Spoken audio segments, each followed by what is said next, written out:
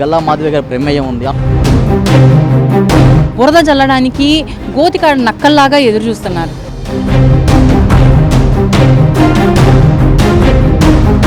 ఇస్తే రేపొద్దున ఇలాంటివి జరగవా?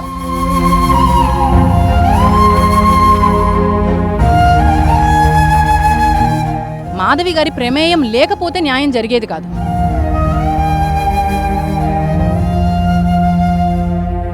గుంటూరు జిల్లా కృష్ణబాబు కాలనీలో ఇటీవల జరిగిన ఏదైతే శ్రీ వ్యవస్థ గురించి మనతో మాట్లాడటానికి టీడీపీ పార్లమెంట్ ప్రధాన కార్యదర్శి గంటా మౌలిక గారు మనతో ఉన్నారు. ఆమె తెలుసుకుందాం. మేడం చెప్పండి, శ్రీ వ్యవస్థ జరిగి ఇప్పటికి 15వ తారీఖు జరిగింది. ఇప్పటికి వాళ్ళకి శిక్ష అయితే వేసేశారు, వాళ్ళు సస్పెండ్ చేశారు. కానీ వైసీపీ వాళ్ళు పదే ఎందుకు మళ్ళీ ఆమెను పరామర్శించడం కానీ, వాళ్ళ దగ్గరికి వెళ్ళి అన్యాయం జరిగింది, గల్లా మాధవి గారి ప్రమేయం ఉంది, ఆమె సెటిల్మెంట్ చేశారు, ఇటువంటి ఆరోపణలన్నీ వస్తున్నాయి. వీటికి మీరేమంటారు? వైసీపీ వాళ్ళు ఎదురు చూసేదే ఎప్పుడు ఏ కంటెంట్ దొరుకుతుంది అని.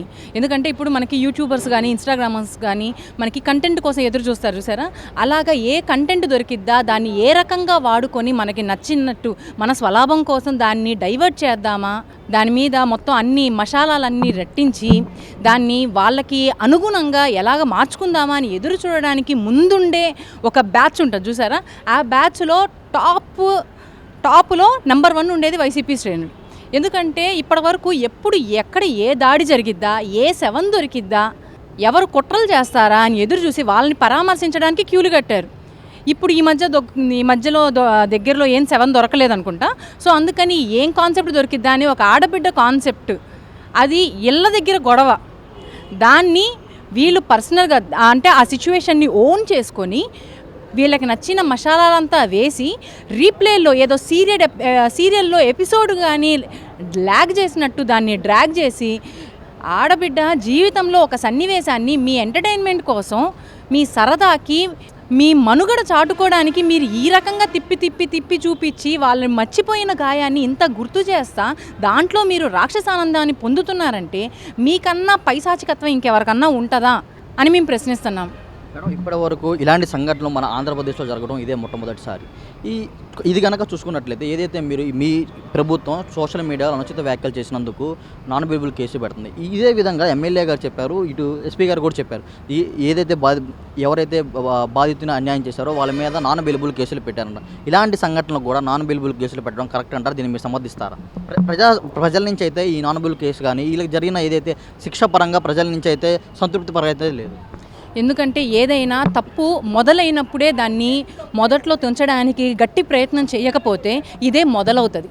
మిగతా ప్లేసెస్లో అదే జరిగింది కాబట్టి అక్కడ విచ్చలవిడిగా ఇప్పుడు ఎలాంటి నేరాలు ఘోరాలు జరుగుతున్నాయో మనం చూస్తూ ఉన్నాం. అదే మొదటిలోనే ఒక నేరం జరిగింది అన్నప్పుడు ఆ నేరం మీద ఉక్కుపాదం మోపి ఉంటే ఇక్కడ వరకు వచ్చేది కాదు. అదే పరిస్థితి మన రాష్ట్రానికి రాకూడదు అని మన నాయకులు, పోలీసు వ్యవస్థ ప్రతి ఒక్కళ్ళు కూడా కఠిన చర్యలు తీసుకోవడానికి ముందుకొస్తున్నారు. ఎందుకంటే ప్రజలకి ఇంత చిన్న విషయానికి అంత అవసరమా అని అనిపిస్తుంది. కానీ ఇప్పుడు ఇది చిన్న విషయం, ఇదే 10 మందికి జరిగితే, ఇదే రోజు జరిగితే, ఇదే ప్రతి నిమిషానికి ఒక్కటి జరిగితే, ఇప్పుడు కేవలం ఒక సన్నివేశంతో ఆగింది, తర్వాత అదే కాలువలో కుక్కి మనిషి చనిపోతే అప్పుడు కూడా ఇదే మాట అంటారండి? లేదు కదా. ఇటువంటి చర్యలు ఇప్పుడు ఏదైతే తీసుకున్న నాన్ బెయిలబుల్ చర్యలు, దీన్ని మీరు సమర్థిస్తారా? ఎందుకు అంటే నాన్ బెయిలబుల్ కేసులు పెట్టారంటే ఏదో తర్వాత ఇప్పుడు కూడా బెయిల్ దొరికింది, అది కాదు కదా. శిక్ష అనేది ఇటువంటి సంఘటనలకి మీరు ఇలాంటి శిక్షలు ఇస్తే రేపొద్దున ఇలాంటివి జరగవా? ఎందుకు మీరు కఠిన చర్యలు తీసుకోలేదంటే ఏం చెప్తారు? దేనికైనా సమగ్ర విచారణ అనేది జరగాల్సి ఉంటుందండి. ఎందుకంటే ఇప్పుడు బురద జల్లడానికి గోతికాడ నక్కల్లాగా ఎదురు చూస్తున్నారు. ఇప్పుడు వెంటనే మన శిక్ష అమలు పరిచినా కూడా దీంట్లో కూడా లూప్ హోల్స్ వెతికి ప్రభుత్వం మీద బురద జల్లడానికి కొంతమంది నక్కల్లాగా ఎదురు చూస్తున్నారు. అలాంటి వాళ్ళందరికీ కూడా ప్రభుత్వం మీద బురద జల్లే అవకాశం ఇవ్వకుండా ఉండాలంటే క్షుణ్ణంగా పరిశీలన అనేది జరగాలి. ప్రతి ఒక్కటి కూడా క్షుణ్ణంగా పరిశీలించి ప్రజలందరికీ తెలియజేసి అప్పుడు ప్రజలందరికీ తెలియజేస్తూ న్యాయం జరిగితేనే అది సమగ్ర న్యాయం అవుతుంది. ముందు మనం న్యాయం చేయాలి అని చెప్పేసి శిక్ష అమలు పరిచి ఆ తర్వాత వీళ్ళు కావాలని ఇది కాదు అది కాదు అని ఇప్పుడు ఎలాగైతే డిఫరెంట్ వాయిస్లు వైసీపీ నేతలు సృష్టిస్తున్నారో, మ్యానిపులేట్ చేయడానికి ట్రై చేస్తున్నారో, వాళ్ళ మెయిన్ నిజాంతో సంబంధం లేదు, ప్రజలని మ్యానిపులేట్ చేయాలి. వాళ్ళు ఏదైతే అనుకుంటున్నారో దాంట్లో వాళ్ళు సక్సెస్ అవ్వకుండా ఉండాలి అంటే సమగ్ర విచారణ చేసి న్యాయం జరిగితే మాత్రమే అది జరుగుతుంది. ఏదైతే ఈ చర్యల మీద అంబటి రాంబాబు గారు అన్నారు గల్లా మాధవి ప్రమేయం ఉందంటున్నారు. గల్లా మాధవి గారు అంబటి రాంబాబు మీద పరువు నష్ట దావా వేస్తా అన్నారు. అని ఆమె ఎదుర్కోవడానికి అంబటి రాంబాబు గారు పరువు నష్ట దావా వేసిన ఎదుర్కోవడానికి సిద్ధంగా ఉన్నారని చెప్పి చెప్తున్నారు. సిద్ధంగా ఉంటే సిద్ధంగా ఉండమనండి. ఎందుకంటే మాధవి గారి ప్రమేయం లేకపోతే న్యాయం జరిగేది కాదు. మాధవి గారి ప్రమేయం లేకపోతే వెంటనే ఎవరెవరైతే ఇన్వాల్వ్ అయ్యారో వాళ్ళందరినీ కూడా నాన్ బెయిలబుల్ సెక్షన్స్ వేసి లోపల కూర్చోబెట్టేవాళ్ళు కాదు.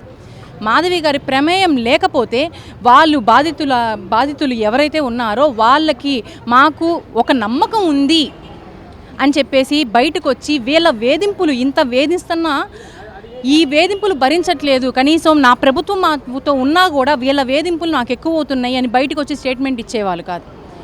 వెనక మాధవి గారు నేనున్నాను, మాధవి గారి ప్రమేయం ఉండి నేనున్నానమ్మా మీకు అని మాధవి గారి వెనక బలం ఉంది కాబట్టే న్యాయం అనేది జరుగుతుంది కూడా. అంబటి రాంబాబు వ్యాఖ్యలకు మీరేమంటారు? అంబటి రాంబాబు గారు ముందు చీలికలు తేవడానికి ఏ అవకాశం దొరికిద్దా అని ఎదురు చూస్తూ ఉన్నారు. పోయినసారి ఏమీ లేకుండా ఫ్లెక్సీ ముందుకు వెళ్ళి వీరంగం చేశారు.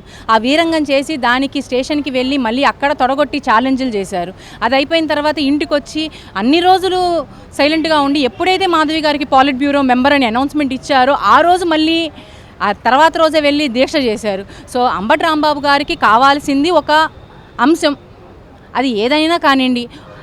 ఆ అంశం ఏంటి అంటే గల్లా మాధవి గారిని గట్టిగా టార్గెట్ చేస్తే మేము ఫేమస్ అయిపోతాము, నెక్స్ట్ నా టికెట్ గ్యారంటీ, అది మాత్రం ఫిక్స్. గల్లా మాధవి గారిని ఎవరు టార్గెట్ చేస్తారో వాళ్ళకి టికెట్ ఫైనల్. అది వాళ్ళకు ఒక షార్ట్ కట్ అనమాట. ఆ షార్ట్ కట్ ఉంది అని అందరికీ తెలుసు కాబట్టి అందరూ మెయిన్ ఎజెండా వచ్చేటప్పటికి టార్గెట్ గల్లా మాధవి. ఈ అంశం జరిగిన తర్వాత నియోజకవర్గంలో గల్లా మాధవి గారు డ్యామేజ్ ఏమైనా జరిగిందంటారా? న్యాయం కోసం నిలబడే వాళ్ళకి, కష్టపడే వాళ్ళకి ఇలాంటి వాళ్ళు ఎంతమంది బురద జల్లినా కూడా ఎంటిక కూడా ఫరక్ పడదండి. ఎందుకంటే అంతా చాలా ట్రాన్స్పరెంట్గా ఏదున్నా కూడా డైరెక్ట్గా ఓపెన్గా రూముల్లో ఒక్కొక్కళ్ళే కూర్చొని ఏమీ మాట్లాడట్లేదు, ఏమీ చెయ్యట్లేదు. అందరికీ తెలియాలి, న్యాయం అనేది అందరి ముందుకు రావాలి అని ప్రతి ఒక్కటి కూడా చాలా ట్రాన్స్పరెంట్గా చేస్తున్నారు. అలాగే ట్రాన్స్పరెంట్గా చేసే వ్యక్తి మీద మీరు ఎంత బురద జల్లాలి అని ప్రయత్నించినా కూడా అది గాల్లోకి జల్లినట్టే, అది తిరిగి మీ మీదే పడిద్ది. కొంచెం జాగ్రత్తగా ఉండాలి అని కోరుకుంటున్నాను. ఈ వీడియో నచ్చితే లైక్ చేయండి. అలాగే మా ఛానల్ని ఫస్ట్ టైం కనుక చూస్తున్నట్టయితే ఇప్పుడే సబ్స్క్రైబ్ చేసుకుని పక్కనే ఉన్న గంట సింబల్ ని యాక్టివేట్ చేసుకోండి. అప్పుడే మేము పెట్టే ప్రతి వీడియో మీకు నోటిఫికేషన్ గా వస్తుంది. అలాగే ఈ వీడియో పూర్తిగా చూసినందుకు ధన్యవాదాలు.